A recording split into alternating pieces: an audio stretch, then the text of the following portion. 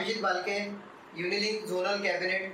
आज का जो सेशन है जिसपे हमने अपने बैनर देखा होगा, लाइव पॉडकास्ट का सेशन है और ये सेशन बहुत बेहतरीन होने वाला है आप सभी लोग, क्योंकि सेशन का हमारा टाइटल ही अपने बैनर पे पड़ा होगा, अगर डायरेक्ट सेलिंग इंडस्ट्री में आर्थिक आज़ादी चाहते हो तो सही कंपनी के साथ जुड़ना जरूरी है।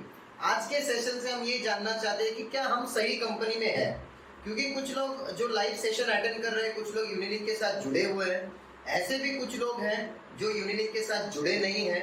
तो जो जुड़े नहीं हैं और जो जुड़े हुए हैं, ये दोनों को इस सेशन से ये मैसेज रहेगा, क्या हम सही कंपनी में हैं? डेफिनेटली हम लोग सही कंपनी में हैं। तो आज का जो मेन हमारा जो मुद्दा है, जो आज के दिन पे ही, ये ओकेजन पे ही हमने सेशन क्यों लिया है, जिसे हम लोग कहते हैं इंडिपेंडेंस डे, स्वातंत्र दिन, मतलब आज़ादी। इसी दिन पे आज भारत को आज़ादी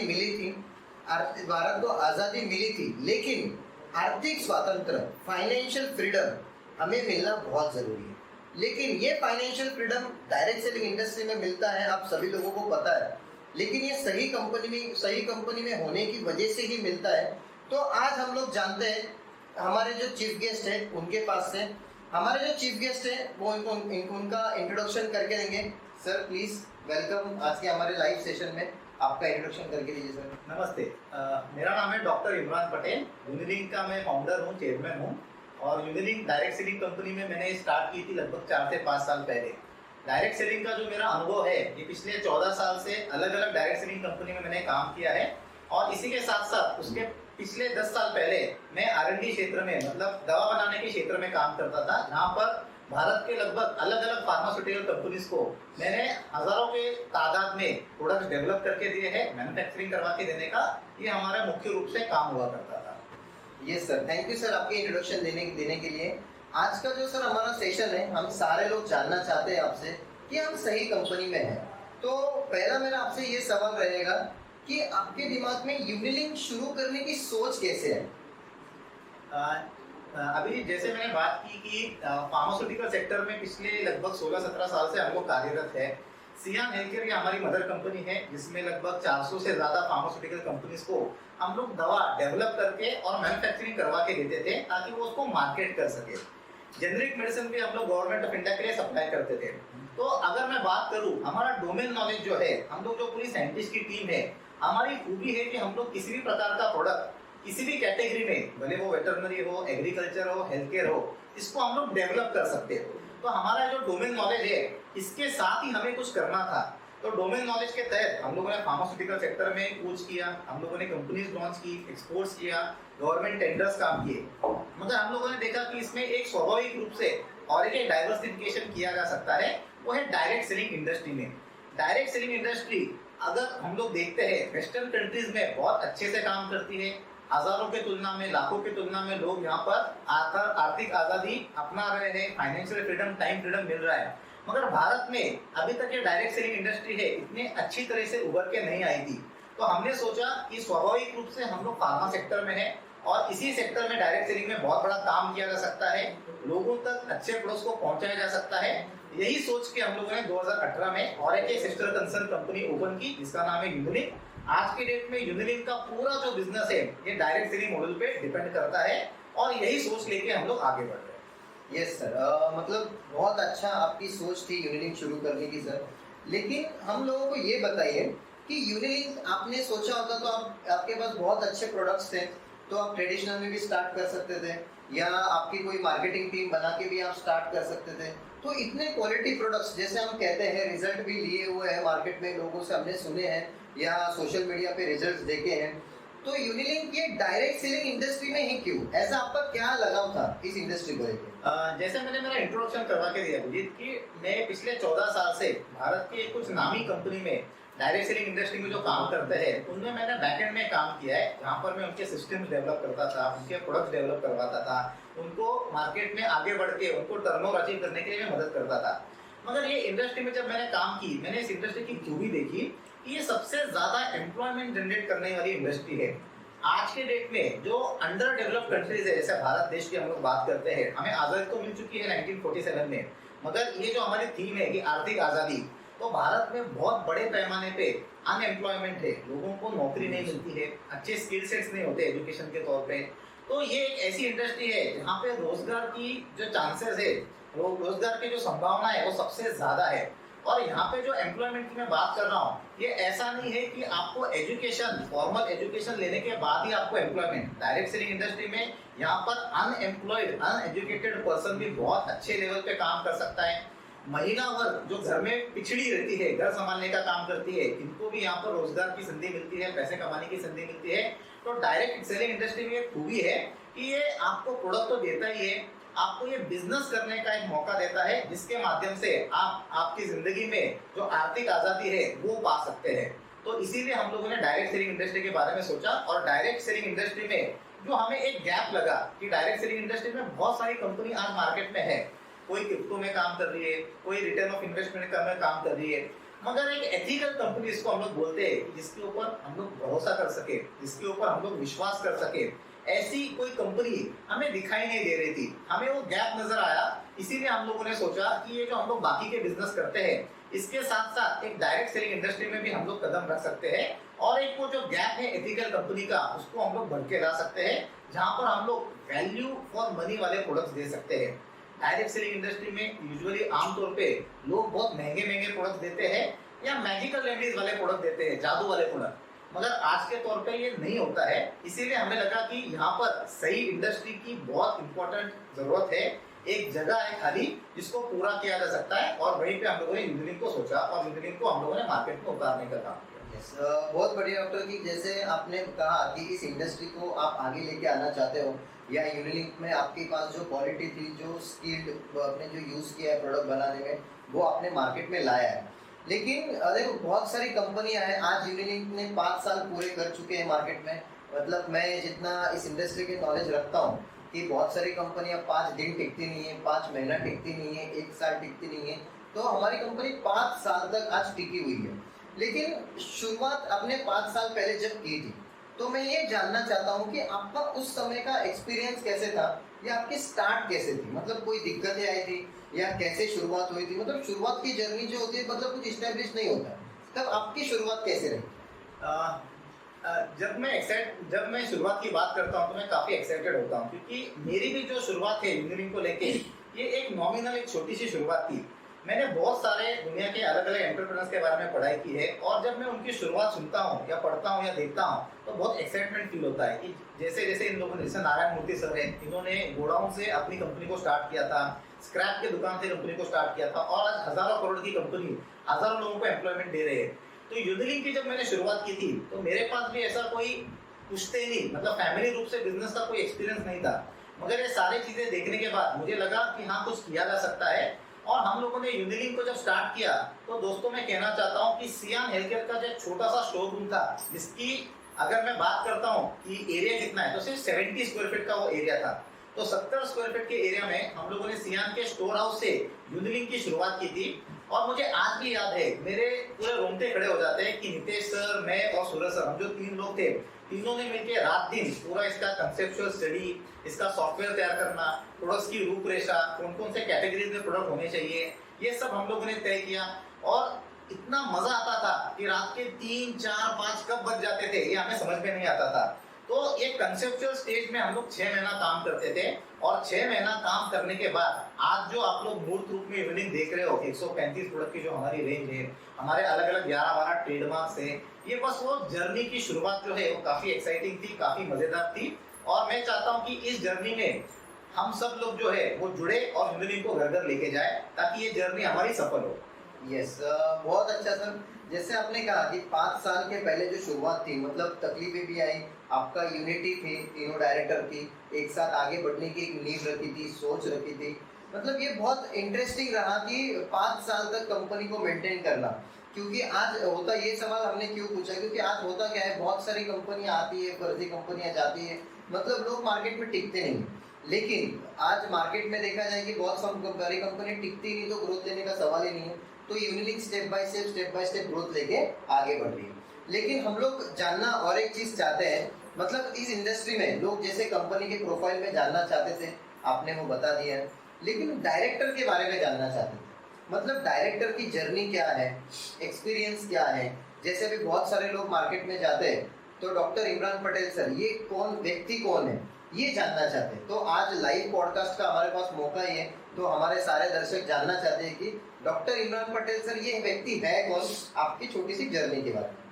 देखो, छोटी मुंह बड़ा बात यहाँ पे मैं कहना नहीं चाहूंगा। डॉक्टर इमरान पटेल एक डाउन टू अर्थ पर्सन है और मैं हमेशा लोगों के बीच रहना चाहता हूँ, लोगों के बीच में रहना पसंद करता हूँ। अगर मैं खुद की बात करता हूँ तो मैं आमतौर पे एक डॉक्टर हूँ जहाँ पे मैंने मेरा फॉर्मल एजुकेशन BMS और MD आयुर्वेद किया हुआ है। उसके बाद जैसे मेरा MD कंप्लीट हो गया तो मैं किसी कारणवश फार्मास्यूटिकल कंपनी के टच में आ गया। जो मार्केट में अलग अलग कंपनीज होती है, जैसे चरक फार्मा हो गया, फाइटो फार्मा हो गया, कोनार्क कर्बल, बजाज ग्रुप हो गया, तो मैंने इनके साथ काम करना स्टार्ट कर दिया। मगर मुझे कहीं ना कहीं लगा कि ये जो इंडस्ट्री है ये कुछ अलग इंडस्ट्री है और मेरा जो फॉर्मल एजुकेशन हुआ है वो डॉक्टरी का हुआ है, जहाँ पे हम बीमारी को समझ सके और लोगों को दवा देके उसको ठीक कर सके। तो ये कमी को जानने के बाद मैंने उसके बाद MBA फार्मास्यूटिकल किया, जो 3 साल की मेरी पूरी पढ़ाई थी पूना यूनिवर्सिटी में। MBA फार्मास्यूटिकल करने के बाद मैंने केमिकल टेक्नोलॉजी का भी एक कोर्स किया और इसके तहत मुझे अच्छे से जानकारी इस इंडस्ट्री की मिल गई कि दवा कैसे डेवलप होती है, दवा को बनाया कैसे जाता है और इसको मार्केट में कैसे उतारा जाता है। अब ये मेरा फॉर्मल एजुकेशन कंप्लीट होने के बाद मैंने मेरी प्रोफेशनल जर्नी स्टार्ट की, जिसमें भारत के दिग्गज नामी दामी कंपनी जैसे होते हैं, बजाज ग्रुप का कोनार्क कर्बल हो गया, चरक फार्मास्यूटिकल्स हो गया, फाइटो फार्मास्यूटिकल्स हो गया, इन कंपनी के साथ मैंने मेरे जिंदगी के लगभग 8 से 10 साल गुजारे। और इन कंपनियों में काम करते हुए मैंने अलग अलग पोजीशन में sales and marketing, international business, product development, production, ये सारे पहलुओं के ऊपर मैंने काम किया। और आखिर में जाके मैं एक ऐसे कंपनी में आ गया जो डायरेक्ट सेलिंग इंडस्ट्री में बिलोंग करती थी, नेटसर्फ कम्युनिकेशंस। नेटसर्फ कम्युनिकेशन में आने के बाद मुझे पता चला कि डायरेक्ट सेलिंग में भी बिजनेस होता है, डायरेक्ट सेलिंग में भी काम किया जाता है। और वहां से फिर मेरी जर्नी भारत के अलग अलग 14 डायरेक्ट सेलिंग कंपनीज में हो गई, जिसमें से कुछ नाम मैं आपके सामने लेना चाहूंगा। नेटसर्फ हो गया, इट्स पॉसिबल ग्रुप हो गया, MFA डायरेक्ट हो गया, माई लाइफस्टाइल हो गया, गुरु SSR हो गया। तो ऐसे अलग अलग कंपनीज में मैंने काम किया और डायरेक्ट सेलिंग के पहलू को बारीकी से देखा, समझा कि इंडस्ट्री कैसे काम करती है, लोगों को इसमें रोजगार कैसे मिल रहा है, लोग इसमें पैसा कैसे कमा रहे हैं, ये सारे चीजों को देखा। तो मेरा पिछले 20-25 साल का जो तजुर्बा है दोस्तों, ये फार्मास्यूटिकल्स से लेकर ही है, दवा बनाने के क्षेत्र में ही है और साथ ही साथ डायरेक्ट सेलिंग की इंडस्ट्री में है। इसीलिए मैंने चुनाव किया कि काम आगे भी जो करेंगे वो सिर्फ फार्मास्यूटिकल्स में ही करेंगे, ड्रग डेवलपमेंट में ही करेंगे और डायरेक्ट सेलिंग में ही करेंगे। और इसीलिए आज आपके सामने जो है वो यूनिलिंक है और आज आपके सामने मैं सिर्फ और सिर्फ यूनिलिंक का ही फुल टाइम काम करता हूँ। हाँ, आमतौर पे मुझे टीचिंग का भी थोड़ा सा एक्सपीरियंस है, इंटरेस्ट है, तो मैं कुछ मेडिकल कॉलेजेस में और MBA के कॉलेज में ऑनररी प्रोफेसर बोल के भी काम करता हूँ, जहाँ पे मैं बच्चों को, आने वाले जनरेशन को थोड़ा सा मेरे तरफ जो मैंने सीखा है वो सोच देने का मैं कोशिश करता हूँ। यस, बहुत बढ़िया सर। मतलब आपकी जो जर्नी रही, मतलब एक रॉ मटेरियल से लेके, रॉ मटेरियल का एजुकेशन से लेके प्रोडक्शन, प्रोडक्ट बनने तक हो, या फार्मास्यूटिकल का हो, या डायरेक्ट सेलिंग के मैनेजमेंट का हो, या टीचिंग का एक्सपीरियंस हो, या टेक्निकल एक्सपीरियंस हो, या प्रैक्टिकल एक्सपीरियंस हो, मीन्स हम लोग ये कह सकते हैं कि हमें पूरा पैकेज मिला है डायरेक्टर के माध्यम से। तो मैं धन्यवाद देना चाहूँगा सर कि ये पूरा पैकेज हमने आपको दिया है और हम भी नसीबवान है कि ऐसा डायरेक्टर हमको भी नसीब में मिला है। तो मैं सर ये एक राज जानना चाहता हूँ, मीन्स मैंने भी आपके साथ आज लगभग 4.5 साल से मैं भी काम कर रहा हूँ। आपका जो सिंप्लिसिटी नेचर, कूल माइंडेड जो स्वभाव है और जिसमें आप डिसीजन लेने की जो क्षमता है, ये जो 3 चीज़ों की जो क्वालिटी जिसके ऊपर आपकी पकड़ है, इस तीनों चीज़ों के पीछे का राज क्या है? ऐसा कोई राज नहीं दोस्तों। देखो, यहाँ पर मैं जैसे बात करता हूँ कि बहुत बार ऐसा होता है कि डिसीजन जो होते हैं वो लेने पड़ते हैं।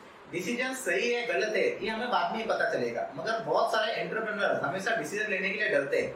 मुझे जिन लोगों ने सिखाया है, जो मेरे मेंटर्स है, गुरु है, इन्होंने मुझे हमेशा ये बताया कि डिसीजन लिया करो और डिसीजन लेने के बाद हड़बड़ाहट मत करो कि आपका डिसीजन सही है गलत है, वो तो वक्त ही बताएगा। तो ये कुछ जो मेरे गुरु हैं, कुछ जो मेरे डायरेक्ट सेलिंग इंडस्ट्री के कलीग्स हैं, जैसे कभी कभी यहाँ पर आपको कोई भी सिखा के जाता है, जरूरी नहीं कि आपका टीचर ही आपको सिखा जाए। डायरेक्ट सेलिंग इंडस्ट्री में छोटा डिस्ट्रीब्यूटर जो आज के डेट में महीने का 1000 रुपया भी कमा रहा हो, शायद उसके पास भी ऐसी कुछ नॉलेज होती है, ऐसी कुछ चीज होती है जो आपको सिखा के जाती है। तो मैंने बस एक वही हमेशा सोचा हुआ है कि इंसान कोई भी हो, एजुकेटेड हो, अनएजुकेटेड हो, उसकी लेवल कुछ भी हो, अगर उसके पास कुछ नई चीजें सिखाने जैसी, सीखने जैसी, तो हमारा काम है, हमारा कर्तव्य है कि उसको हम लोग सीखें, उसको हम लोग अप्लाई करने की कोशिश करें, इम्प्लीमेंट करने की कोशिश करें। अगर हम लोग कोई चीजों का डिसीजन ले रहे हैं तो तीसरी पहलू आती है कि उसको काम और कूल करके हमें बस उसको डिसीजन को सही है या गलत है उसका इंतजार करें। दोस्तों डिसीजन अगर सही है तो डेफिनेटली आप ग्रो करोगे, डिसीजन अगर आपका गलत है तो एनालाइज करो, शांति से उसको समझो कि डिसीजन कहाँ गलत हुआ है, उसको आप रीफ्रेम करो, रीस्ट्रक्चर करो और डिसीजन को मॉडिफाई करके आगे बढ़ो। दोस्तों जिंदगी जैसे चढ़ाव उतार है वैसे बिजनेस भी जो है आपका चढ़ाव उतार है। तो यहाँ पर हर टाइप का फेज आएगा। हम लोगों ने दुनिया में अलग अलग कंपनियों में काम किया है और ये आमतौर पे देखा है कि शुरुआत के तौर पे कंपनी जो है बहुत फास्ट ग्रो करती है, उसके बाद का जो फेज आता है वो कंसोलिडेशन का फेज होता है जिसमें कंपनी स्टैग्नेंट रहती है और उसके बाद दोबारा से आपकी ग्रोथ स्टेज जो है वो स्टार्ट होती है। तो बहुत सारे एंटरप्रेन्योर्स, बहुत सारे मालिक कंपनी के जब कंपनी नहीं चला पाते तो वो लोग डर जाते हैं, गलत डिसीजन लेते हैं और कंपनी बंद कर देते हैं। तो ये एंटरप्रेन्योर की एक अंदरूनी खूबी होनी चाहिए ऐसे मुझे लगता है, तभी आप लंबे समय पे मार्केट में सस्टेन करोगे और लंबे समय पे टिकोगे। ये जो डिसीजन मेकिंग की खूबी है, ये जो कला है, ये मेरे अंदरूनी नहीं है शायद, ये मैंने माता पिता से हो, मेरे डिस्ट्रीब्यूटर से हो, मेरे फैमिली से हो, मेरे वाइफ से हो, इनसे ही मैंने आस पड़ोस में देख के सब कुछ सीखा हुआ है और इनको मैं अपनाने की कोशिश करता हूँ। तो यही मेरा राज है, ऐसा मैं कह सकता हूँ। Yes sir, thank you so much. आज आपने हमको क्लैरिटी दी सर, कंपनी मैनेजमेंट, कंपनी सारे कैसी है या आपकी जो जर्नी है इसके बारे में। हम लोग अभी अगले स्टेप के ऊपर आते हैं, जो दूसरा स्टेप हमारा रहेगा लॉ के बारे में।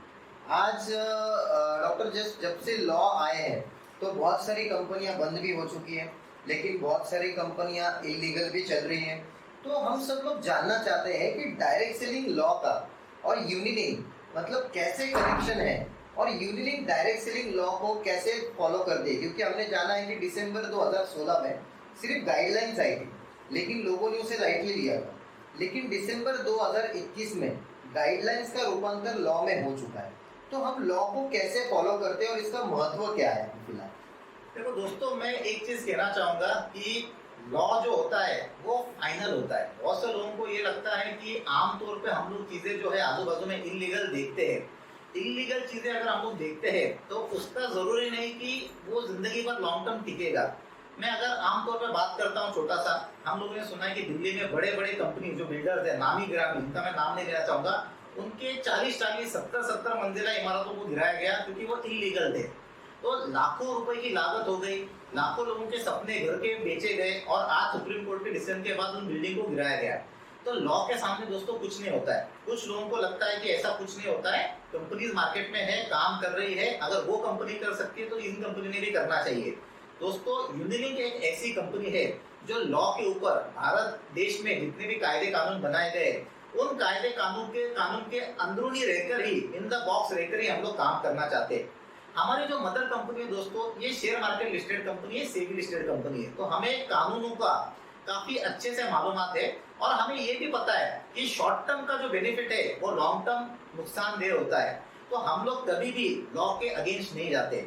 अगर मैं बात करता हूँ डायरेक्ट सेलिंग के कानून की, तो दोस्तों डायरेक्ट सेलिंग का कानून मार्केट में अवेलेबल है और इसके तहत बहुत सारी चीजों को गवर्नमेंट ने ऑलरेडी निर्देशित किया है।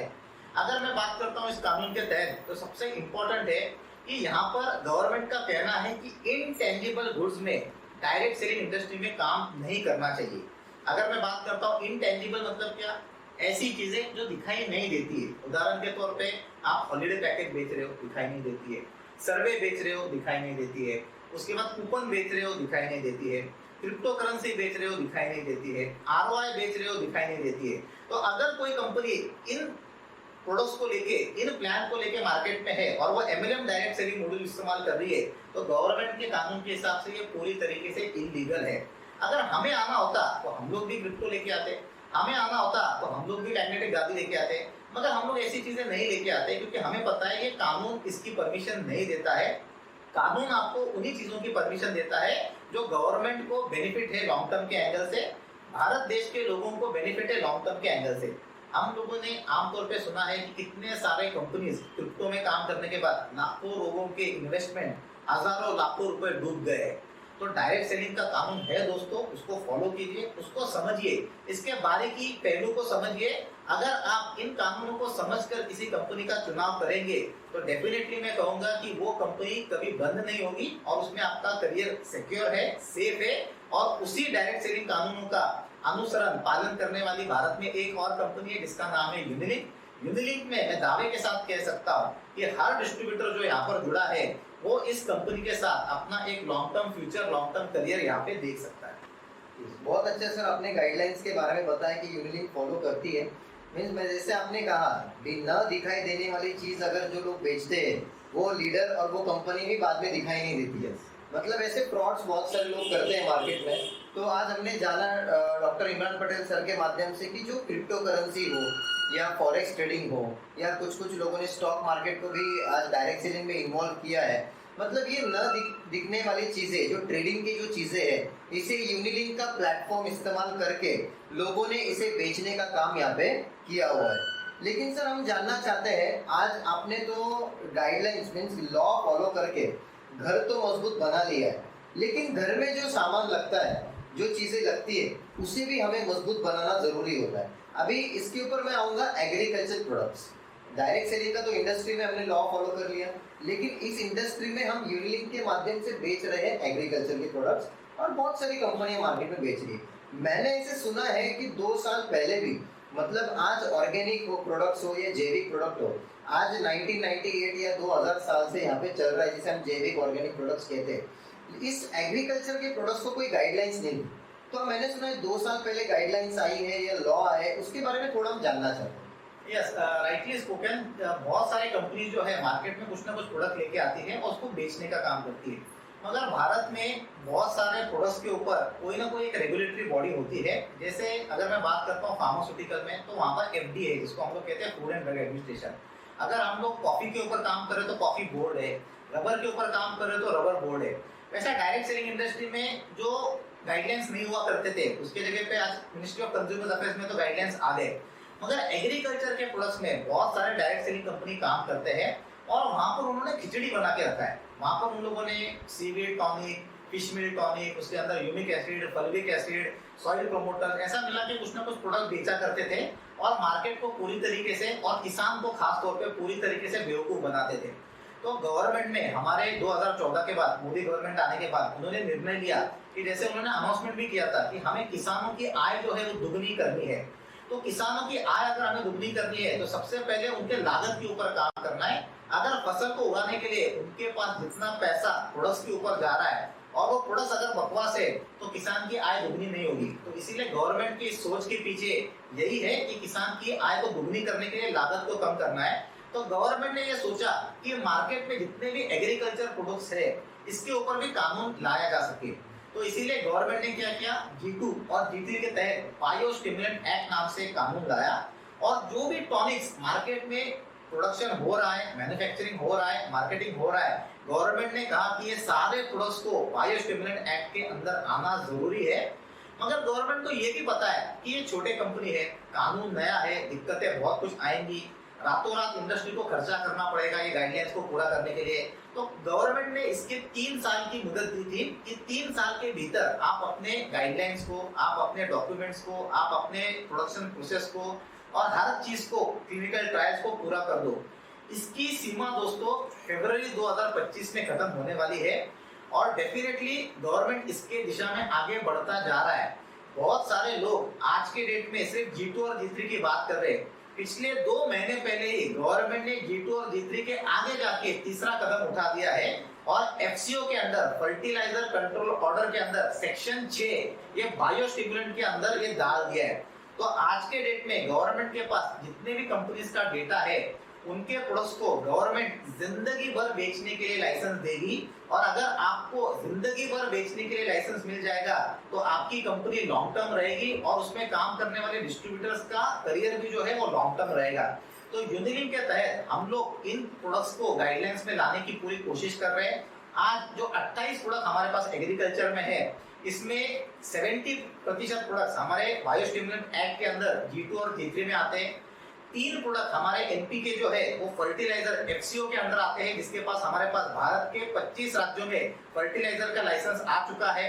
महाराष्ट्र जो हमारा मेन है वहां पर है, इसके साथ साथ तमिलनाडु, गुजरात, एमपी, यहाँ पे हम लोगों ने अप्लाई करके लाइसेंस आ चुका है।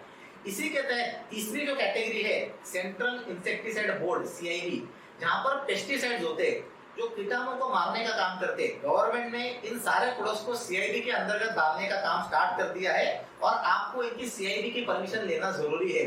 और मैं यहाँ पर खुशी के साथ ये कहना चाहता हूँ दोस्तों, हम लोगों ने सीआईबी के ऊपर भी हमारा काम स्टार्ट कर दिया है। आने वाले 3 से 4 महीने के भीतर आपको हमारी पेस्टिसाइड की रेंज दोबारा से मार्केट में रीलॉन्च होती हुई दिखाई देगी विद प्रॉपर सीआईबी लाइसेंस।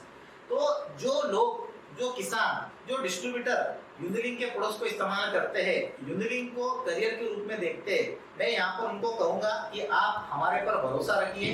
हम ऐसे कंपनी को जन्म देने जा रहे हैं, ऐसे कंपनी को हम लोग बड़ा कर रहे हैं जो भारतवर्ष में एक, हम लोग कह सकते हैं, बेंचमार्क रहेगा। भारतवर्ष में एक सबके लिए एक आइडल रहेगा कि ये सारे गाइडलाइंस को फॉलो करते हैं, वैल्यू फॉर मनी प्रोडक्ट्स देते हैं और इनको मार्केट में कोई तकलीफ नहीं है। तो हर डिस्ट्रीब्यूटर को मैं यही यहाँ पर कहूंगा कि यूनिलिंक में हमारे पास सारे लाइसेंसेस है और अगर हमें लगता है कि हम लोग कानून के बाहर जा रहे हैं तो हम लोग दोस्तों एक बार बिजनेस को कॉम्प्रोमाइज करेंगे मगर कानून को कॉम्प्रोमाइज नहीं करेंगे। आप लोगों ने पीछे भी एक बार देखा रहेगा, हमारे पास कुछ प्रोडक्ट थे, जैसे बायोस्टिमुलेंट का कानून आया, हम लोगों ने 3 से 6 महीना उन प्रोडक्ट्स को विड्रॉ किया जो हमारा ब्रेड एंड बटर था, जो हमारे कंपनी का मेन टर्नओवर ग्रांटर था, अचीवर था। मगर हम लोगों ने इन प्रोडक्ट्स को पीछे खींचा, 6 महीने के भीतर हम लोगों ने सारे कानूनों को पूरा किया और दोबारा से इन प्रोडक्ट्स को मार्केट में रीलॉन्च किया। तो यहीं पर मैं ये कहना चाहूंगा, गाइडलाइंस है, गाइडलाइंस का अनुसरण कीजिए और उसको लेके बिजनेस को आगे बढ़ाइए। यस, मतलब डॉक्टर, हमने आज G2, G3 बायोस्टिमुलेंट हो या एफसीओ हो या हमने देखा होगा, मतलब ऐसे जो सीआईबी के गाइडलाइंस हो, लॉ हो, मतलब यूनिलिंक के प्रोडक्ट्स पूरी तरह हमने लीगलिटी में डाल दिए। लेकिन मेरा एक सवाल है डॉक्टर कि मार्केट में बहुत सारी लोकल कंपनियां ऐसी है कि जो कहीं से भी कुछ भी बना के लेती है, मीन जिसको अभी तक G2 नंबर नहीं मिला है, G3 नंबर नहीं मिला है, तो उन कंपनी को क्या हो सकता है, उन प्रोडक्ट को क्या हो सकता है? देखो दोस्तों, उन कंपनी को हमेशा खतरा बना रहता है। अब छोटा सा एग्जांपल देता हूँ, हमें ट्रैफिक सिग्नल पता है, लाल लाइट का मतलब क्या होता है, रुक जाइए, ग्रीन लाइट का मतलब क्या होता है, चलिए। अगर लाल लाइट में आप गाड़ी लेके जाओगे तो क्या खतरा बना रहेगा, जान जा सकती है, एक्सीडेंट हो सकता है, लाखों रुपए का खर्चा आ सकता है। तो मार्केट में जो छोटी कंपनी काम कर रही है उनके ऊपर भी वही खतरा बना रहता है, फाइनेंशियल पेनल्टीज, इम्प्रिजनमेंट, जेल या लाखों रुपए उनको खर्चा करना पड़ सकता है किसी किसान ने अगर कंप्लेंट कर दी तो। मेरा ये गुजारिश है, इन कंपनियों के बारे में ना सोचिए। अगर आपको मार्केट में ऐसी कंपनी मिल जाती है तो आप उनको सबसे पहले पूछिए कि सर मुझे आपका G2 का फाइल देखना है, मुझे आपकी G3 की कॉपी देखनी है, मुझे आपका फर्टिलाइजर ऑर्डर की कॉपी देखनी है, मुझे आपकी सीआईडी की कॉपी देखनी है। तो आपको पता चलेगा कि ये कंपनी स्ट्रांग है या नहीं है, वो क्या प्रोडक्ट बेच रही है, कितने का प्रोडक्ट बेच रही है और क्यों बेच रही है, और उसके रिजल्ट आ रहे या नहीं आ रहे, इसमें हमें नहीं जाना है। हमें ये पता है कि ये लोग गाइडलाइन नहीं फॉलो कर रहे तो ये मार्केट में नहीं टिकेंगे। यहाँ पर जाने से दुर्घटना ही होगी और दुर्घटना होने के बाद फाइनेंशियल पेनल्टी, लायबिलिटी आने ही वाली है। तो ऐसे कंपनी का चुनाव कीजिए जिसके पास सब है। जो कंपनी इनका शॉर्टकट इस्तेमाल कर रही है, शॉर्टकट से कभी जिंदगी में सक्सेस नहीं मिलता है दोस्तों। मार्केट में ऐसी कंपनी आज भी है, कल भी थी और शायद आने वाले दिनों में भी बनी रहेगी। इन डायरेक्टर्स का, इन कंपनी का सोच जो होता है वो लिमिटेड होता है, छोटा होता है। उनको एक ही एरिया में काम करना होता है, लाखों रुपए लेने होते हैं और मार्केट से रफू चक्कर होना होता है। इसीलिए दोस्तों, डायरेक्ट सेलिंग गाइडलाइंस के साथ में आपको ये भी कहना चाहूंगा, डायरेक्ट सेलिंग गाइडलाइंस में ये भी लिखा गया है, अगर किसी डायरेक्टर के ऊपर क्रिमिनल केस है तो वो डायरेक्ट सेलिंग की कंपनी नहीं चला सकता है। आप डायरेक्ट सेलिंग इंडस्ट्री में एमसीए के साइट पे जाइए और आप देखिए, हमारे डायरेक्टर बॉडी में मेरा नाम दिखाई देगा, नितेश सर का नाम दिखाई देगा, सूरज सर का नाम दिखाई देगा। मगर बहुत से कंपनी मार्केट में ऐसे है जो डायरेक्ट सेलिंग में फाउंडर कोई और होता है, कंपनी कोई और चला रहा होता है, क्योंकि उनके ऊपर क्रिमिनल केसेस होते हैं। तो ये जो शॉर्टकट का तरीका है दोस्तों, ये क्रिमिनल केसेस को पैदा करता है, ये पेनल्टीज को पैदा करता है और कंपनी के ऊपर ताला लगाने का काम करता है, जिससे मुझे नहीं लगता किसी डायरेक्ट सेलर का करियर बन सकता है। तो डायरेक्ट सेलर का अगर करियर आपको बनाना है, डायरेक्ट सेलर को अगर लॉन्ग टर्म चलना है तो उसको सही कंपनी का चुनाव करना ही पड़ेगा। दोस्तों, मुझे ये पता है कि डायरेक्ट सेलर को ग्राउंड पर बिजनेस लाने में दिक्कत होती है। तो कंपनी को भी तो दिक्कत होती है ये लीगलिटीज को कंप्लीट करने के लिए। कंपनीज के भी लाखों रुपए खर्चा हो जाते, कंपनी के भी हजारों डॉक्यूमेंटेशन खड़े हो जाते, मगर ये वही कंपनी करती है जिसकी सोच बड़ी है, जिसकी सोच लंबी है। और मैं यहाँ पर दावे के साथ कहता हूँ, गारंटी के साथ कहता हूँ कि यूनिलिंक लंबे समय तक चलेगी, क्योंकि हम लोग खर्चा ही वहीं पे कर रहे हैं जो सही जगह पे इन्वेस्टमेंट की जाती है। और हमारी इन्वेस्टमेंट डायरेक्ट सेलिंग के गाइडलाइंस, एग्रीकल्चर के गाइडलाइंस, एफएसएसआई के गाइडलाइंस, इसको पूरा करके आगे बढ़ना है। जैसे छोटी कंपनी के डायरेक्टर को हम कह सकते हैं कि ये कंपनी के डायरेक्टर है और मार्केट के एक्टर है, मतलब ये कभी भी इनका पिक्चर फ्लॉप होने वाला है और बाहर निकल सकते हैं।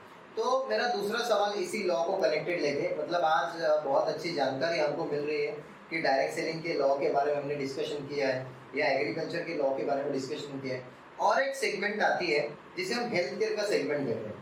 अभी डॉक्टर होता क्या है कि हेल्थ केयर के सेगमेंट में लोगों को आज न्यूट्रिशन के पहले कोई कॉन्शियस नहीं था, न्यूट्रिशन को लेके किसी को नॉलेज नहीं था, लेकिन आज लोगों को नॉलेज भी मिल रहा है, न्यूट्रिशन का डेटा भी मिल रहा है, या लोग मल्टीविटामिन जान रहे हैं या एंटीऑक्सीडेंट जान रहे हैं। मतलब इसमें इसे लॉ क्या है हेल्थ केयर इंडस्ट्री को, क्योंकि बहुत सारे कंपनियां मार्केट में दावा करते हैं कि फास्ट रिजल्ट, मतलब आप 2 दिन में रिजल्ट आएगा, जैसे जॉइंट पेन हो, ऑर्थो हो, 2 दिन में रिजल्ट आएगा, मतलब डायबिटीज हो, मतलब किसी ऐसा मैजिकल प्रोडक्ट लाते हैं कि आपने हाथ को घिस लिया और 1-2 दिन में आपका शुगर कंट्रोल में आ गया। तो इसे गाइडलाइंस के बारे में थोड़ा हमें बताइए, और ये फास्ट रिजल्ट वाले प्रोडक्ट के बारे में थोड़ा सा हमें आयुर्वेदिक का नॉलेज आपसे चाहिए। दोस्तों यहाँ पर 3 कानून आते हैं। सबसे पहले आता है एफडीए, जिसको हम लोग कहते हैं फूड एंड ड्रग एडमिनिस्ट्रेशन, जिसके अंदर सारे दवा प्रोडक्ट्स आते हैं। दवा मतलब क्या, जो बीमारी को ठीक करने का काम करते हैं। मगर इसके साथ साथ और एक कानून आता है जिसको हम लोग कहते हैं मैजिकल रेमेडीज एक्ट। ऐसा मार्केट में कोई भी प्रोडक्ट नहीं है जो जादुई रिजल्ट देने का काम करता है। जैसे आप लोगों ने देखा रहेगा कि मार्केट में बहुत सारे प्रोडक्ट है, जैसे अभिजीत ने भी कहा कि ऐसा कुछ कीजिए, क्रीम लगाइए तो आपका डायबिटीज ठीक हो जाएगा, पॉसिबल ही नहीं है। आज भारत में मैं बात करता हूँ 20% आबादी डायबिटीज से ग्रस्त है। अगर ऐसा कोई चूरन लगाने से या क्रीम लगाने से किसी का डायबिटीज पूरा होता है, तो मेरा निवेदन है कि वो कंपनी का डायरेक्टर R&D साइंटिस्ट मेरे पास आके मिलिए, मैं आपको दिल्ली लेके चला जाऊंगा, नोबेल पुरस्कार दिलाने की मैं कोशिश करूंगा, क्योंकि भारत की 20% आबादी डायबिटीज से ग्रस्त है। अगर आपका प्रोडक्ट डायबिटीज ठीक कर सकता है तो बहुत ही अच्छी बात है। अगर आपका प्रोडक्ट जोड़ों का दर्द ठीक कर सकता है तो बहुत ही अच्छी बात है, क्योंकि भारत की 40% आबादी आज ऑस्टियोआर्थराइटिस, संधिवात, आमवात से ग्रस्त है। दोस्तों, ऐसा कोई मैजिकल रेमेडीज एक्ट का फॉर्मूला मार्केट में अवेलेबल नहीं है। हमारा बैकग्राउंड आपने देखा है, हम लोग 400 कंपनी को प्रोडक्ट बना के देते हैं, मगर हमने कभी झूठा दावा नहीं किया, झूठे प्रोडक्ट्स मार्केट में नहीं बेचे।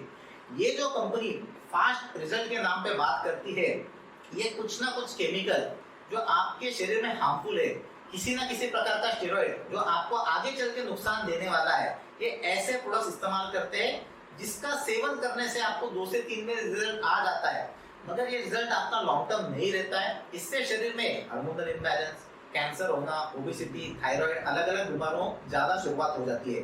तो ऐसा कोई कानून नहीं है, ऐसा कोई प्रोडक्ट नहीं बनाया जा सकता है। इसी के साथ साथ तीसरी सेक्टर जो है वो फूड कैटेगरी है, जिसको हम लोग कहते हैं FSSI, health supplement. Health supplement में सबसे पहले एफएसएसआई का ये निर्देश है कि आपके प्रोडक्ट के ऊपर किसी भी प्रकार का मेडिकल क्लेम नहीं होना चाहिए। अगर आपका प्रोडक्ट जोड़ों के लिए बनाया गया है, आप ये क्लेम नहीं कर सकते इससे आपके जोड़ों का दर्द कम हो जाएगा, इससे आपके ऑस्टियोआर्थराइटिस ठीक हो जाएगा। मतलब एफएसएसआई को ये पता है कि फूड प्रोडक्ट्स, हेल्थ सप्लीमेंट देने से बीमारी ठीक नहीं होती है दोस्तों। तो अगर कानून ही इतने कड़क है, तो आप मुझे बताइए कि मार्केट में ऐसे कंपनी कैसे काम कर सकती है कि क्रीम लगाइए डायबिटीज ठीक हो जाएगा, पैच लगाइए आर्थराइटिस ठीक हो जाएगा। तो ऐसे प्रोडक्ट बनाना नामुमकिन है जो फास्ट रिजल्ट दे सकते हैं और जो सेफ भी है। फास्ट रिजल्ट दिया जा सकता है मगर वो केमिकल के बदौलत, फास्ट रिजल्ट दिया जा सकता है मगर वो स्टेरॉइड के बदौलत।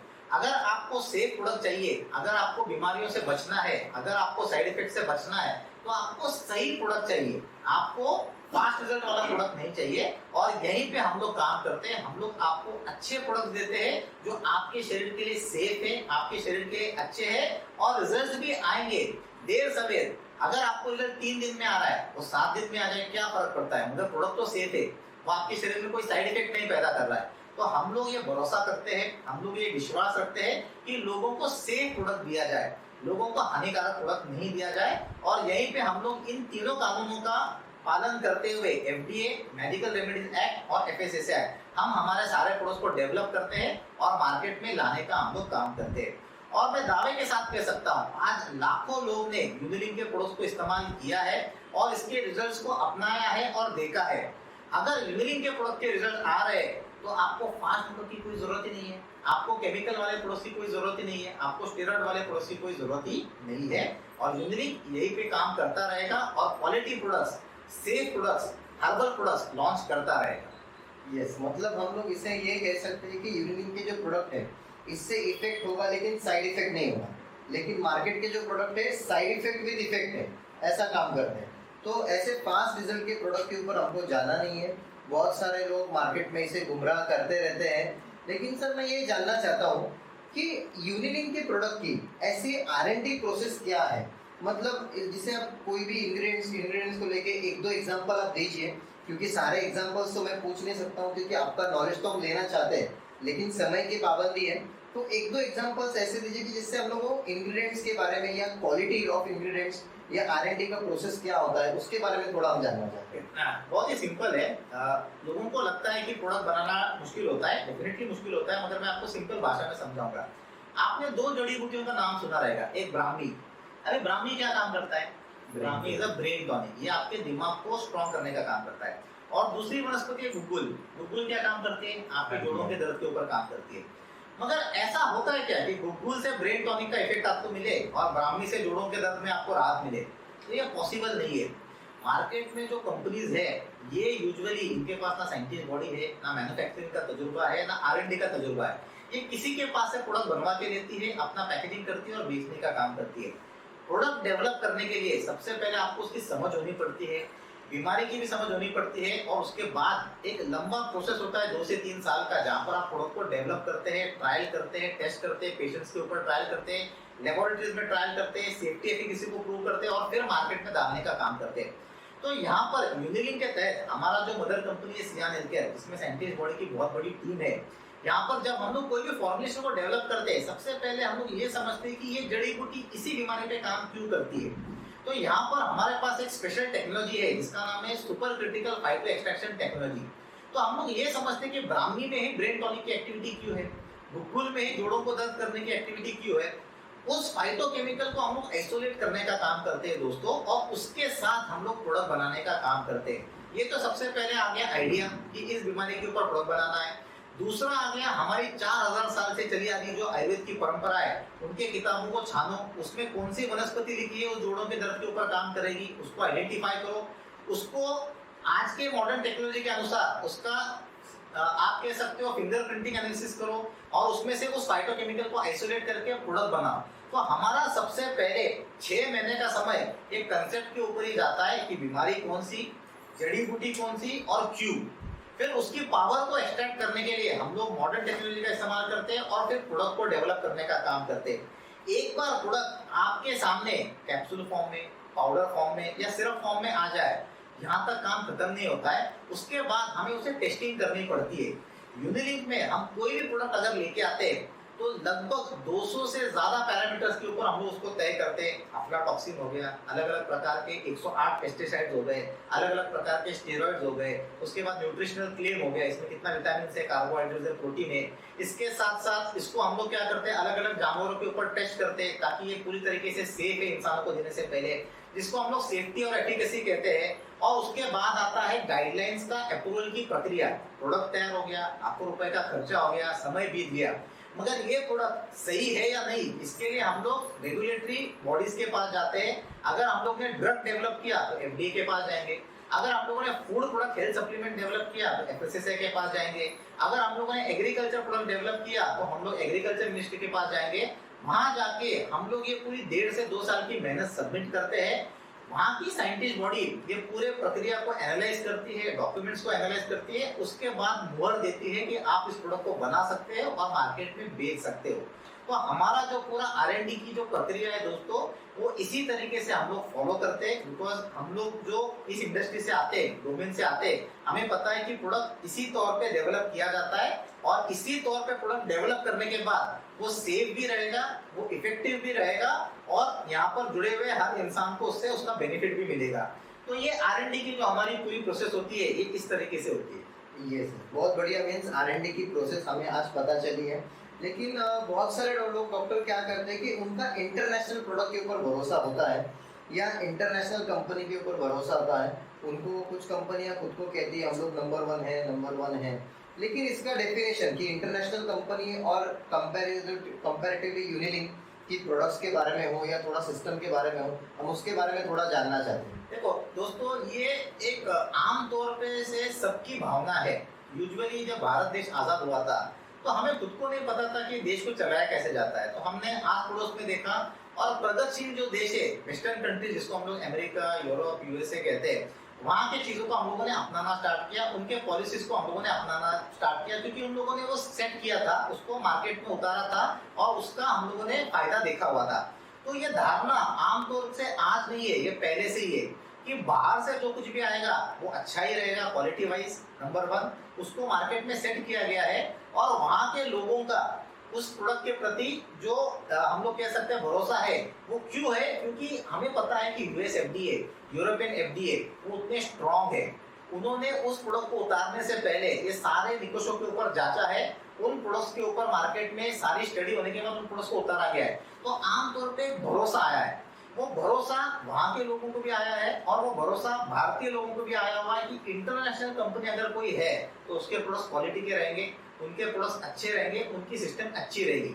अभी अभिजीत, आपने मुझे एक सवाल पूछा कि मार्केट में ऐसी कंपनी है जो छोटे छोटे पैकेट्स लेके आती है 200-300 रुपए के, तो आप मुझे बताइए जो डिस्ट्रीब्यूटर ऐसे कंपनी के साथ काम करता है तो उसको भरोसा है? उसको भरोसा नहीं है, क्योंकि ये क्वालिटी के निकषों पे उतरा ही नहीं है। मगर आज के डेट में मैं ये भी कहना चाहता हूँ कि भारत को आजादी मिलके आज 78 साल हो चुके हैं। 78 साल में दुनिया बदल चुकी है दोस्तों। आज जो दवा पहले फार्मास्यूटिकल कंपनीज के हो या फूड सप्लीमेंट्स हो या एग्रीकल्चर, जो वेस्टर्न कंट्री से आज इंडिया में आते थे दोस्तों, आज गवर्नमेंट के सही पॉलिसियों की वजह से, सही नीतियों की वजह से और भारत के लोगों के जिद की वजह से आज भारत देश ही एक थर्ड ग्लोबल पावर उभर के मार्केट में आया हुआ है। आज भारत से ही ज्यादातर दवाइयां एक्सपोर्ट हो रही है यूएस में, अमेरिका में और अलग अलग देशों में। भारत से ही कपड़ा एक्सपोर्ट हो रहा है अलग अलग देशों में, भारत से ही अनाज एक्सपोर्ट हो रहा है अलग अलग देशों में। तो आज के डेट में ये धारणा कि इंटरनेशनल कंपनी ही क्वालिटी प्रोडक्ट भारत में दे सकती है, ये गलत है। आज उल्टा हो चुका है, भारत की कंपनी इंटरनेशनलिटी के क्वालिटी के प्रोडक्ट्स मार्केट में दे सकती है और सस्ते दामों में दे सकती है और वही भरोसे के दाम दे सकती है जो भरोसा इंटरनेशनल कंपनीज यहाँ पे लोगों को देने का काम करती है। तो सही कंपनी के साथ अगर आप जुड़ोगे तो डेफिनेटली वही ट्रस्ट, वही भरोसा आपको उन प्रोडक्ट्स पे मिलेगा। और आज के डेट में इंटरनेशनल कंपनी में जाने की नौबत नहीं आनी चाहिए, क्योंकि हमारा जो नारा है आत्मनिर्भर भारत, तो हमारा ये संकल्प होना चाहिए कि हम लोग भारत के कंपनियों के साथ जुड़े, भारत के इकोनॉमी को कंट्रीब्यूट करें और भारत को सशक्त करें। तो मेरा बहुत सारे डायरेक्ट सेलर से ये निवेदन है, ये गुजारिश है कि डेफिनेटली इंटरनेशनल कंपनी रहेंगी, उनके अच्छे प्रोडक्ट्स भी रहेंगे, हो सकता है सिस्टम भी अच्छी रहे, मगर आज के डेट में भारत की भी कोई कंपनी पीछे नहीं है, उनके टक्कर में हम लोग यहाँ पर है। अगर आपके पास एक अच्छा करियर ऑप्शन चुनने का मौका है तो आप यूनिलिंक को देख सकते हैं। International quality products, international types के सारे सिस्टम और सारे लीगलिटीज को पूरा करके हम लोग मार्केट में आगे बढ़ रहे हैं। यस, बहुत अच्छे से लोगों को आपने क्लैरिटी दी है कि इंटरनेशनल कंपनी, जैसे बोला जाए कि थोड़े पहले 5000 साल पुराना हमारा आयुर्वेद था, लेकिन बीच में लोग आज एलोपैथी हो या इस पे शिफ्ट हो गए थे, लेकिन आज हमारे पास जो बेस है आयुर्वेद का वो हमारे लिए सबसे इम्पोर्टेंट है और वो अपने ही देश में, इसलिए हम लोग ज़्यादा से ज़्यादा प्रोडक्ट उसमें बना सकते हैं। ये चर्चा जारी रहेगी यहाँ पे। तो पहले हमने गाइडलाइंस के बारे में डिस्कशन, पहले यूनिलिंक के बारे में डिस्कशन किया है, गाइडलाइंस के बारे में किया है। आज भी हम लोग बात करेंगे थोड़ा बिजनेस प्लान के ऊपर। लेकिन जो लीडर्स आज मार्केट में है, जो यूनिलिंक में पैसा कमाने के लिए आए हैं, या बहुत सारे अदर कंपनीज भी हैं, तो इसमें एक 3 सेगमेंट होते हैं, 3 एक टाइप लेवल होते हैं बिजनेस प्लान में, जहाँ से हमें इनकम मिलता है। एक होता है ग्राउंड लेवल, एक होता है मिडिल लेवल और एक होता है अपर लेवल। तो ये तीनों लेवल को यूनिलिंक के बिजनेस प्लान में कैसे मैनेज किया है, क्योंकि मार्केट में बहुत सारे लोगों की कंप्लेंट होती है, सर कभी ग्राउंड लेवल पे पैसा नहीं आता है, सर कभी मिडिल लेवल पे नहीं आता है क्योंकि कैपिंग इमीडिएट होती है, सर टॉप लेवल पे पैसा नहीं आता है, टीम बहुत बड़ी हो गई लेकिन कैपिंग कम होने की वजह से पैसा नहीं आता है। तो यूनिलिंक में तीनों लेवल को कैसे बैलेंस किया है? यस, राइटली, जैसे आपका भी तजुर्बा है, आपने भी डायरेक्ट सेलिंग इंडस्ट्री में कुछ वक्त गुजारा है, तो ये दिक्कत है। डायरेक्ट सेलिंग इंडस्ट्री में हम अगर देखते हैं कोई व्यक्ति किसी कंपनी के साथ जुड़ जाता है तो वो बिगनर होता है। बिगनर के तौर पे मेहनत बहुत होती है मगर पैसा कम मिल जाता है। फिर कुछ वक्त बीतने के बाद वो मिडिल लेवल में आ जाता है। मिडिल लेवल में उसका इनकम ठीक ठाक रहता है, मेहनत कम हो जाती है। और फिर ऊपर के लेवल में जाने के बाद जब वो ऊपर जाता है पिरामिड के सबसे ऊपर, तो वहां पर उसका इनकम काफी बढ़ जाता है। मगर ये तीनों लोगों को मैनेज करना ये किसी भी कंपनी के लिए जो है बहुत बड़ा सरदर्द है। कंपनी को कभी ऊपर के लेवल के लिए ज्यादा इनकम देना पड़ता है, जहां पर वो लोग कहते हैं कि विदाउट कैपिंग, मतलब आपको यहाँ पर किसी प्रकार का कोई कैपिंग नहीं, आप लाखों रुपए करोड़ों रुपए महीने का इस प्लान से कमा सकते हैं। मगर 90% कंपनी भारत में आज कैपिंग वाली है। वो कहती है कि महीने में आप ज्यादा से ज्यादा 8 लाख रुपए कमा सकते हो, दिन में ज्यादा से ज्यादा 200 रुपए कमा सकते हो, 2000 रुपए कमा सकते हो। तो उन्होंने आपकी क्षमता को कैप कर दिया है। कुछ कंपनी ऐसी होती है जो बॉटम में ज्यादा पैसा बांटती है और कुछ कंपनी जो होती है बीच में पैसा बांटती है। यूनिलिंक में जो हमारा तजुर्बा है उसके अनुसार हम लोगों ने तीनों तबके के लोगों के लिए एक अच्छा खूबसूरत प्लान डिजाइन किया है। अगर मैं प्लान की बात करता हूँ तो बॉटम में हम लोगों ने जो है एक्टिव बोनस दिया है मैचिंग का। जो बॉटम में अगर मैं बात करता हूँ तो 20% एक्टिव बोनस है मैचिंग का, जो मार्केट में आज के तौर पे हाईएस्ट इंडियन इंडस्ट्री है दोस्तों। उसके बाद हमारा डिस्ट्रीब्यूटर जब शुरुआत में आता है तो प्लान के बदौलत उसको एक्टिव बोनस तो मिलता ही है, मगर स्कीम्स एंड ऑफर में राइजिंग स्टार हो गया, स्टार्टअप हो गया, उसको और इनकम मिलता है। तो ये इनकम को अगर मैं मोटा मोटी देखता हूँ दोस्तों, तो ये इनकम 6% से लेकर 10% हो जाता है टर्नओवर के। अगर आपने 100 रुपए का टर्नओवर दे दिया, आपको 6 रुपया मिल रहा है, 8 रुपया मिल रहा है, 10 रुपया मिल रहा है। किसी भी कंपनी में आपको इतना प्रतिशत का पे आउट बॉटम में नहीं दिखाई देगा।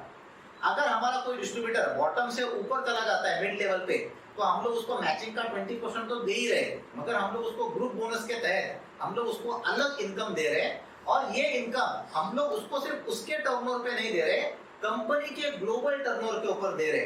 तो ग्रुप बोनस में उसको दोनों बेनिफिट मिलते हैं। और बीच के जो हमारे लोग हैं, एक ग्रुप बोनस और लीडरशिप बोनस, इसके तहत कंपनी के टर्नओवर का भी बेनिफिट लेते हैं।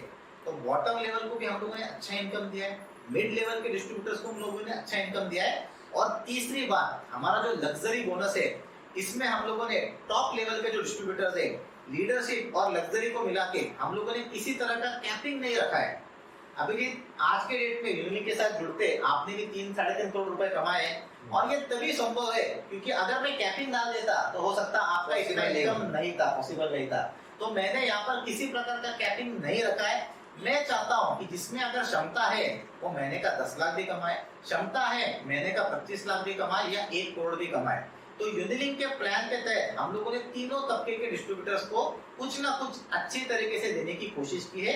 यही हमारे प्लान की खूबी है, यही हमारे प्लान की बेनिफिट है और यही हमारे प्लान की खासियत है।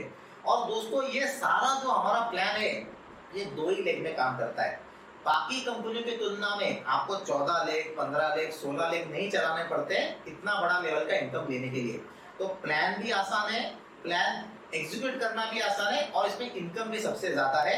और इसी खूबी के चलते तहत आज के डेट में मैं फकर के साथ, प्राउड के साथ ये कहना चाहता हूँ कि यूनिलिंक में 2 ऐसे लोग हैं जिन्होंने 1 करोड़ का फायदा हासिल किया है, एक आप और एक संतोष शिंदे। और मेरे ख्याल से 2 से 3 महीने में और आने वाले कुछ सालों में बहुत सारे लोग करोड़पति इस यूनिलिंक के प्लेटफॉर्म से हो सकते हैं। लाखों रुपए और हजारों रुपए लेने वाले तो हमारे पास लोग ऑलरेडी है। तो यूनिलिंक के ऊपर जिन लोगों ने भरोसा रखा है, प्लान के ऊपर भरोसा रखा है, प्रोडक्ट्स के ऊपर भरोसा रखा है, मैं कहूंगा उनका यहाँ पे करियर जो है वो सेट है, वो बड़े लेवल का इनकम यहाँ से ले सकते हैं। ये पैसे की बात ही निकली है तो एक सवाल मेरे मन में आया था। मतलब बहुत सारे लीडर्स मार्केट में अलग अलग कंपनी में काम करते हैं, लेकिन मैंने ये सुना है, ये देखा है, ये एक चीज समझिए कि बहुत सारे कंपनी के जो डायरेक्टर होते हैं, जब लीडर्स का पे आउट बढ़ने लगता है, जैसे 5 लाख हो, 10 लाख हो, 15 लाख हो, 20 लाख हो, तो डायरेक्टर के चेक के ऊपर साइन करते समय हाथ कांपने लगते हैं। तो क्या लगता है, किसी एक्सपीरियंस का हो या मतलब ये कैसे होता है, ऐसा क्यों होता है बहुत सारे? यूजुअली देखो, आमतौर पे इंसान की एक फितरत होती है ईर्ष्या। भारत देश में हम लोग कहते हैं, यहाँ तक ज्यादातर पाया जाता है कि अगर कोई ऊपर तरक्की कर रहा है तो पैर खींचने वाले लोग बहुत होते हैं। अगर मुझसे ज्यादा कोई कमा रहा है तो वहां पर भी पैर खींचने की आदत बनती है। तो डायरेक्ट सेलिंग इंडस्ट्री में यहाँ पर आमतौर पे एक मैनेजमेंट है और एक डिस्ट्रीब्यूटर है। तो डिस्ट्रीब्यूटर मेहनत करके पैसा कमाते हैं और डायरेक्टर सैलरी से पैसा कमाते हैं। मगर सैलरी की हमेशा कैपिंग रहेगी। सैलरी डायरेक्टर 1 लाख ले सकता है, 2 लाख ले सकता है, ज्यादा 5 लाख ले सकता है। मगर डायरेक्ट सेलर को अगर आपने प्लान में ही विदाउट कैपिंग का इनकम दिया है तो वो शायद करोड़ों रुपए भी कमाएगा। अगर आपने पहले से ये माइंडसेट बना लिया है कि आपका प्लान विदाउट कैपिंग का है तो मुझे नहीं लगता कि किसी डायरेक्टर को ये दिक्कत आनी चाहिए। अगर कोई डायरेक्टर पहले से ही छोटी सोच रखता है तो उसने फिर वही प्लान एग्जीक्यूट करना चाहिए कि दिन का 2000 का कैपिंग, ज्यादा से ज्यादा महीने में आप 6 लाख रुपए कमा लो भाई, इससे ज्यादा मैं आपको नहीं दे सकता। मगर यूनिलिंक में हमारी ये सोच नहीं है। हम लोग भारत के हर व्यक्ति का पूरा पोटेंशियल हार्नेस करना चाहते हैं। अभी आप ही महीने का 12 लाख रुपए कमा रहे हो, 14 लाख रुपए कमा रहे हो, मुझे लगता है कि आप में पोटेंशियल है, महीने का 50 लाख रुपए भी कमा सकते हो। तो मैं आपको बांध के क्यों रखूं? कहा भी जाता है इंसान अपने नसीब से सब कुछ लेके आता है, तो किसी के नसीब में अगर करोड़ों रुपए है तो उसको मैं रोक नहीं सकता। हम लोगों ने प्लान ऐसा बनाया है कि यहाँ पर आप करोड़ों रुपए भी कमा सकते हैं। करोड़ों रुपए के चेक के ऊपर साइन करते वक्त मेरा हाथ नहीं थरथराएगा, पूरा पे आउट आपके अकाउंट में डेफिनेटली आएगा। हमारा प्लान, हमारा प्रोडक्ट, हमारी नीयत ये पूरी तरीके से साफ है और डायरेक्टर की नीयत पे ही कंपनी आगे बढ़ती है। कंपनी में लोगों का भरोसा जागता है और डेफिनेटली मैं आज यहाँ पे एक प्राउड फीलिंग करता हूँ कि जिन लोगों ने यूनिलिंक की हम्बल शुरुआत मेरे साथ की थी, आज भी मेरे साथ वो जुड़े हैं 5 साल के बाद और डेफिनेटली 50 साल के बाद भी वो मेरे साथ जुड़े रहेंगे। ये मेरा भरोसा है, मेरा विश्वास है। मेरे साथ जो जुड़ के काम करते हैं, आप कितना भी कमाओ वो आपके नसीब में लिखा है दोस्तों, ये मैं यहाँ पर कहना चाहूँगा। बहुत अच्छा, मतलब जो लोग आज हमें सुन रहे हैं उनको आज कॉन्फिडेंस आपके बात करने से मोटिवेशन आया होगा, मतलब वो जगह पे ही मोटिवेट होते होंगे आज सुन के कि हाथ कभी कांपेगा नहीं और लाखों करोड़ रुपए पे आउट लेने के लिए बेताब है सारे लोग। लेकिन इसमें मुझे और एक सवाल यहाँ पे बीच में आ रहा है कि बहुत सारे अभी बिजनेसमैन है जो कंपनी स्टार्ट करते हैं डायरेक्ट सेलिंग की, या कुछ लीडर्स होते हैं जो कंपनी स्टार्ट करते हैं डायरेक्ट सेलिंग की। अभी जैसे मैंने यूनिलिंक मैंने भी शुरू करते समय कि मैंने आपको ऐसे चुना था कि आपके पास बिजनेस ओरिएंटेड कॉर्पोरेट का भी नॉलेज है या डायरेक्ट सेलिंग का भी नॉलेज है, और मुझे एक्स्ट्रा और एक पैकेज में आपके साथ मिला कि आप साइंटिस्ट भी हो। मैं इसीलिए मुझे टेक्निकल प्रैक्टिकल सारे नॉलेज यहाँ पे तीनों चीज़ आपके यहाँ से मिली है। लेकिन कुछ कंपनियों के डायरेक्टर ऐसे होते हैं कि जो नेटवर्कर होते हैं, जिन्होंने किसी कंपनी में 1-2 करोड़ रुपए कमा लिए और वो खुद को अभी लीडर ना मानते हुए कुछ को मैनेजिंग डायरेक्टर मानते हैं, तो उनके बारे में आप क्या कहना चाहेंगे? देखो, मैं ये कहता हूँ कि अपॉर्चुनिटी सबके पास है, इच्छा आकांक्षा सबकी अपनी अपनी होती है। अगर कोई लीडर को लगता है कि उसने पैसा कमा लिया है, उसके पास तजुर्बा है, वो कंपनी डालना चाहता है, वो शौक से डाल सकता है। कांटों के ताज पे बैठने के बाद ही आपको उसका अनुभव होता है। तो यहाँ पर मैं कहना चाहूंगा कि लीडर बहुत बार 1 करोड़ रुपए कमाने के बाद कंपनी डाल देते हैं, उनको गाइडेंस पता नहीं होते, खर्चा पता नहीं होता है, कंपनी का कितना खर्चा है, fix asset, variable cost, production cost, under table, over table, ये सब चीजें होती है, हम लोगों को पता है। तो बिजनेस चलाना दोस्तों आसान नहीं है। अगर बिजनेस चलाना आसान होता दोस्तों तो मार्केट में आए दिन बहुत सारे कंपनीज आपको देखने के लिए मिलते हैं। मगर हम लोगों ने उल्टा देखा है, बड़े बड़े कंपनी जैसे रिलायंस जैसी कंपनी है वो भी बंद हो चुकी है, टाइपराइटर जैसी कंपनी जो हम लोग एक टाइम में होती थी वो भी बंद हो चुकी है, वेस्पा जैसी कंपनी जो 2 व्हीलर लाती थी वो भी बंद हो चुकी है, फोन वाली कंपनी वो भी बंद हो चुकी है। तो कंपनी चलाना इतना आसान नहीं होता है। अगर कोई डायरेक्ट सेलर, देखो कंपनी इसको चालू करनी है, उसको तो मैं कोई संदेश नहीं दे सकता हूँ क्योंकि उसने मन बना लिया है। मगर यहाँ पर सबसे ज्यादा जो नुकसान होता है वो एक लीडर का होता है। अगर कोई लीडर ऐसे कंपनी में चला जाता है जो लीडर ने शुरुआत की है, डेफिनेटली उसको तजुर्बा नहीं होता है, 1 साल 2 साल वो कंपनी चल सकती है, मगर बाद में उनको एक्सपेरिमेंट करना पड़ता है और कंपनी को बंद करना पड़ता है। तो यहाँ पर नुकसान उस लीडर का नहीं होता है। लीडर ने तो करोड़ों रुपए कमाए होते हैं पिछले कंपनी से, वो शायद 50% इन्वेस्ट करके कंपनी चला के भी देख रहा होता है, एक्सपेरिमेंट कर रहा होता है। मगर जो लीडर ने भरोसा रख के उसके साथ काम स्टार्ट किया होता है, कंपनी बंद होने के बाद, आगे चल के दिक्कतें आने के बाद आपका जो 3 साल 4 साल का जो समय है वो तो दोबारा नहीं आएगा, वो तो वेस्ट हो जाएगा।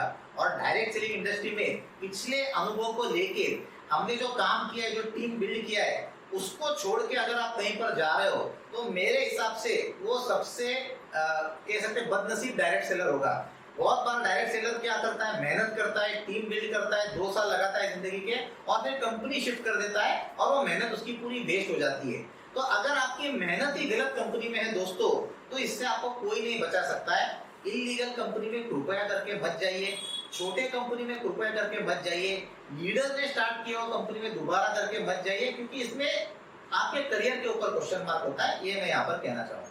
यस, मतलब बहुत सारे लीडर्स के फ्यूचर के बारे में हमने बात की है कि ऐसे कंपनी में जाने की वजह से खुद का फ्यूचर और खुद का करियर वेस्ट होता है, मतलब ऐसे छत के नीचे जाते हैं कि वो छत कभी भी गिर सकता है। तो इसीलिए मैं भी ये कहना चाहूँगा आज डॉक्टर सर के माध्यम से कि ऐसे कंपनियों में जाइए कि जो आपको सक्सेसफुली आगे लेके चले और वो कंपनी टिके।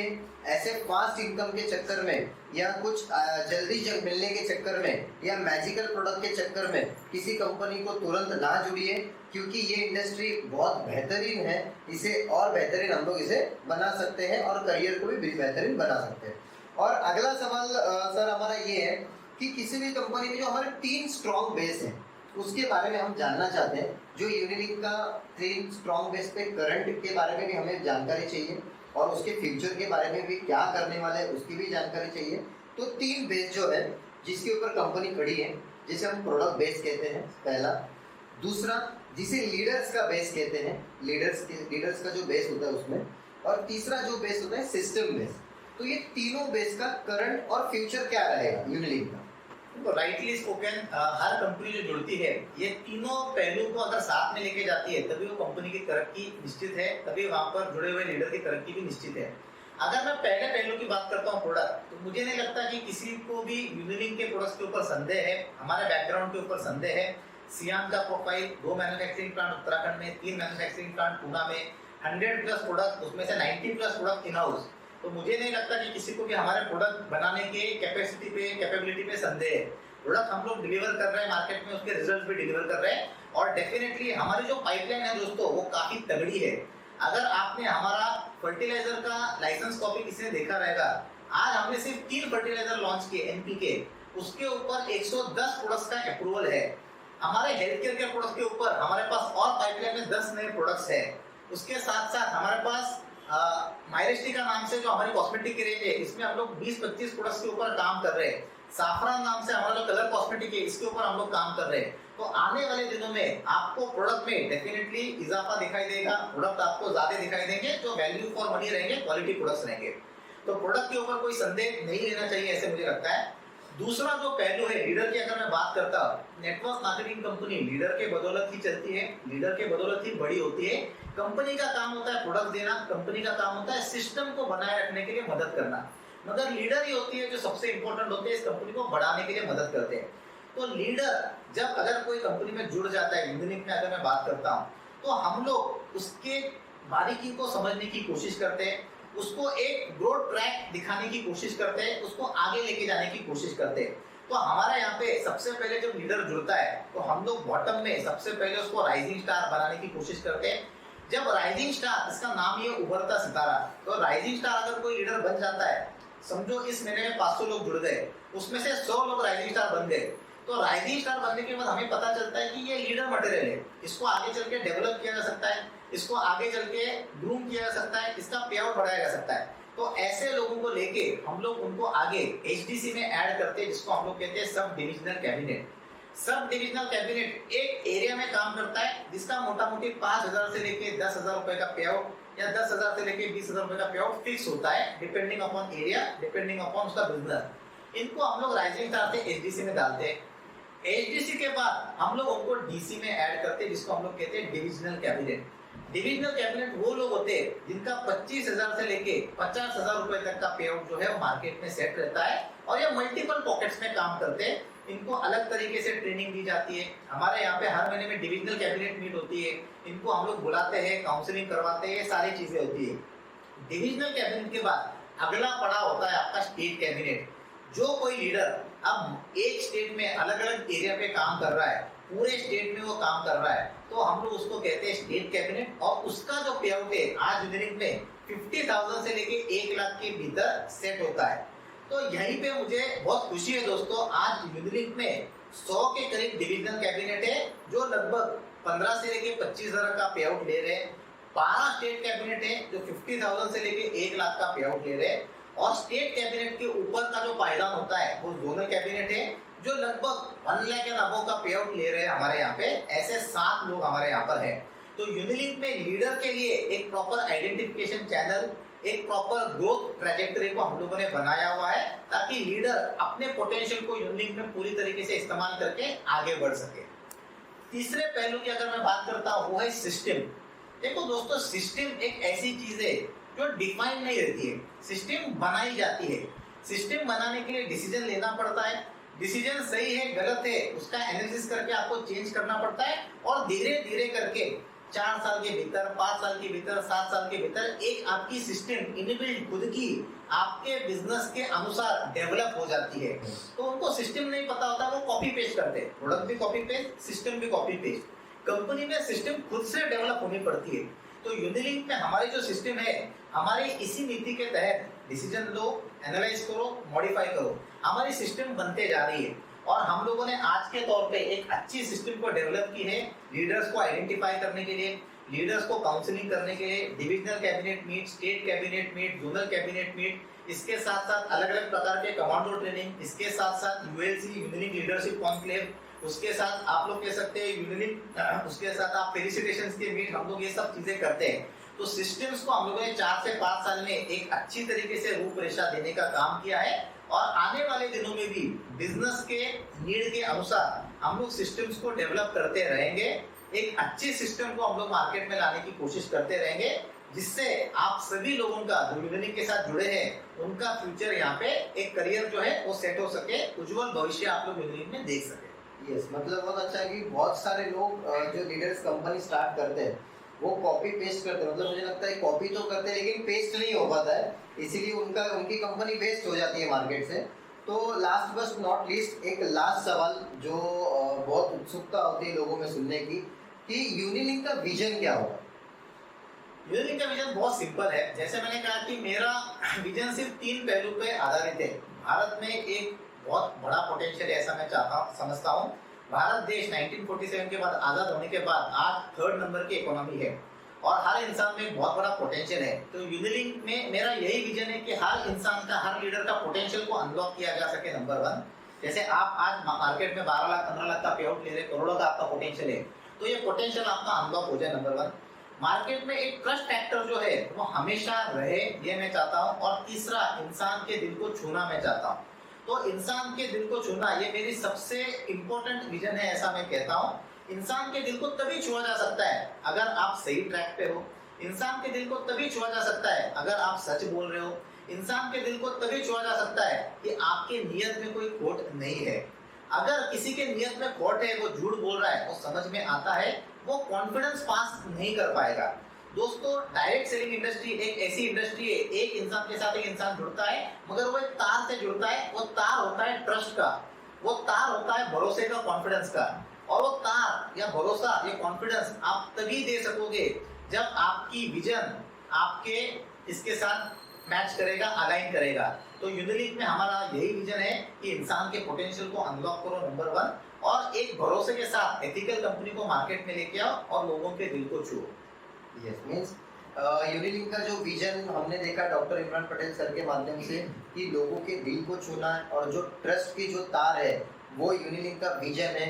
आने वाले समय में लोगों को हम ट्रस्ट और लोगों के दिल को छूना और ethical company and proper education system Unilink academy के माध्यम से हम लोग इसे आगे बढ़ाने वाले हैं। तो thank you so much doctor Imran Patel sir कि आपके माध्यम से हमें पता चला कि जो आज हमारी पॉडकास्ट की जो थीम थी कि जैसे डायरेक्ट सेलिंग में आर्थिक आज़ादी पाने के लिए एक सही कंपनी के साथ होना ज़रूरी है।